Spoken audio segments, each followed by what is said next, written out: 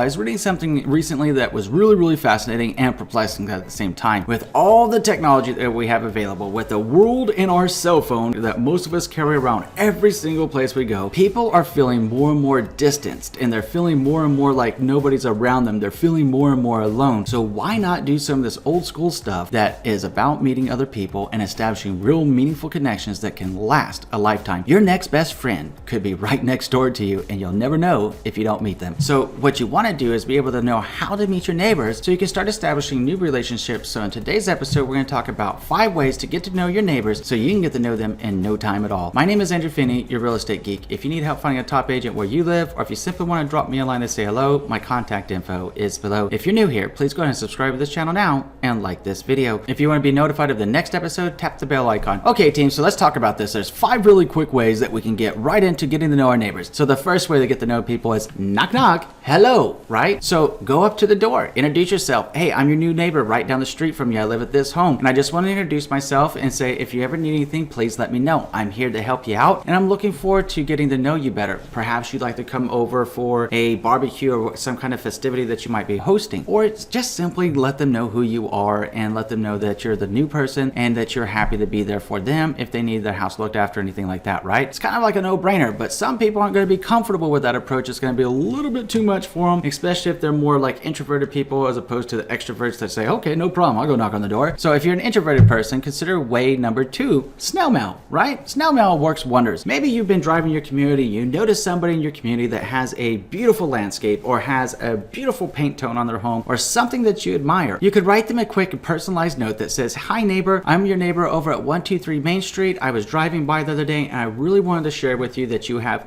a gorgeous landscape. I was wondering if you could recommend the person that did your landscaping or who did your landscaping, because we're considering getting that done too. You could also make any other comments in there. You could tell them, hey, who did your paint? It looks gorgeous. If you live in an HOA community, what's the process to getting it approved through the architectural review committee to get the current paint schemes and move the process forward? A compliment will go a long ways, and a personalized touch is going to make you highly memorable if you choose to mail them a letter. Perhaps you can invite them over and let them know who you are and ask them if they want to come over for a cup of coffee, maybe a cocktail at their convenience. Just throw it out there and get the conversation started. The third way is the magic school bus. For everyone that's parents out there, you know this is true. If you're walking your kids to the bus stop in the morning, you're going to see other parents. You're going to see other people congregating around where the school is picking up your children and where the kids are being dropped off at the end of the day. That's a perfect opportunity as you're hanging loose and waiting, as opposed to going on to Facebook and seeing what the latest feed is, or going onto Instagram and checking out what's Insta at the moment, right? Why not just go introduce yourself? Hey, my kid name is so-and-so. What grade is your kid in? And start striking up a conversation and see what you can do with meeting other parents. It'll also give you the opportunity to know more about what's going on inside the school that has your kids for so many hours a day and educating their very young minds so that they can become the leaders of tomorrow. Why not establish those relationships and take that opportunity to make meaningful connections with people that are going to be around you and continue to grow your social circle so that you have more warmth in your life through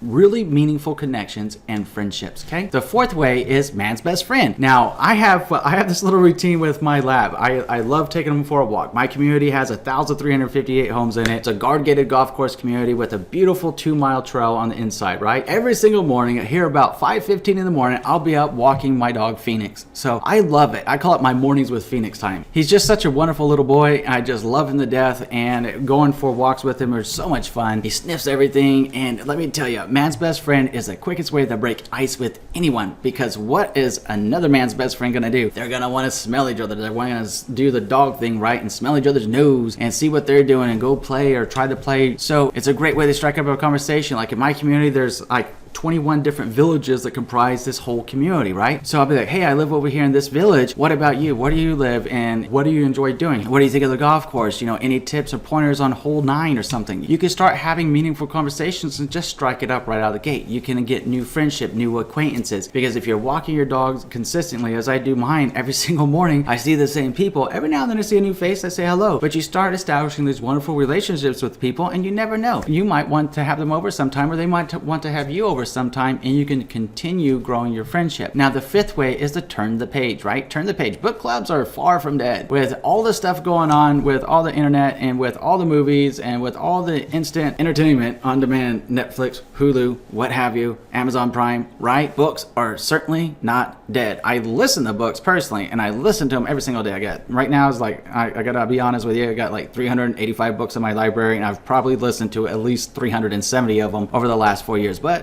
you know, I'm kind of geeky, and I love to learn. I'm very passionate about personal and professional development, and I always love to learn. But so do other people. So do you. That's why you're watching this episode today, and good on you for that. So why not strike up a book club? Why not strike up some kind of a club in your community and start growing your social circle and with people that have the same passions and the same joys in life as you do, and you'll find it even more rewarding and even more enjoyable. Bonus tip time, right? Be the life of the party. Once you establish a few really great connections, why not have them over? Get that barbecue started, get that pool party going if you have a pool, right? Whatever the case is, invite them over and have a grand old time. Neighbors are there to be your friends. Being friendly with each other can help each other's community and maintain your community and make it a wonderful place to live. Other than just having a beautiful home that you drive up to, why not have a beautiful community full of friends? Now think about that and consider it. Now here's what I want you to do. Tell me what you're thinking about this episode in the comment section below, along with any of your savvy tips about ways to make new friends and meet your neighbors. Thank you. Now I'm going to go ahead and pop up my contact information. If you simply want to drop me a line to say hello, I always love to hear from you, and I'm always here to help you. Or if you need help finding a top agent, just let me know. I'm here for you.